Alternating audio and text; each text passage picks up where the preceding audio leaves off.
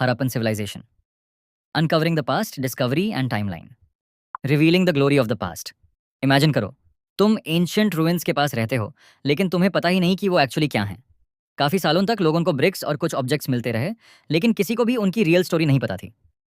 First clues appear. 19th century में Alexander Cunningham ने Harappa notice किया, लेकिन वो उसकी रियल इंपॉर्टेंस समझ नहीं पाए।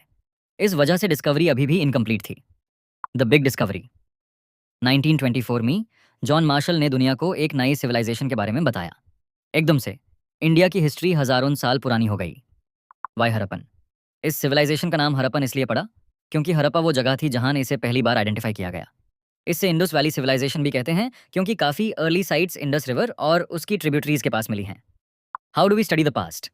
हिस्टोरियंस पास्ट को स्टडी करते हैं डिफरेंट सोर्सेज की हेल्प से, जैसे लिटरेरी टेक्स्ट्स, आर्कियोलॉजिकल रिमेन्स और कभी कभी inscriptions.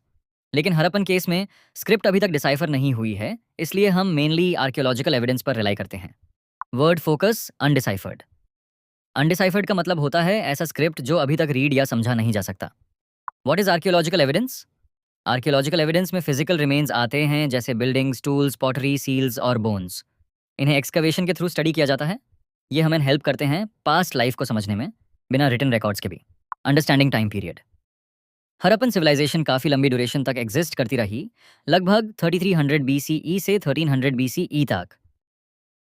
3 phases of the Harappan civilization. First, early Harappan 3300 to 2600 BCE. Second, mature Harappan 2600 to 1900 BCE. Third, late Harappan 1900 to 1300 BCE. लेकिन इन फेजेस के बीच क्या चेंज हुआ? Early Harappan phase 3300 to 2600 BCE। इस phase में settled life की beginnings देखने को मिलती हैं। छोटे विलेजेस और अर्ली फार्मिंग कम्युनिटीज डेवलप हुए। ये अर्बन ग्रोथ की फाउंडेशन को मार्क करता है। Mature Harappan phase 2600 to 1900 BCE। इस फेज में फुली डेवलप्ड सिटीज देखने को मिलते हैं, जहां प्लानिंग, ड्रेनेज और ट्रेड का सिस्टम था। ये अर्बन सिविलाइजेशन का पीक रिप्रेजेंट करता है।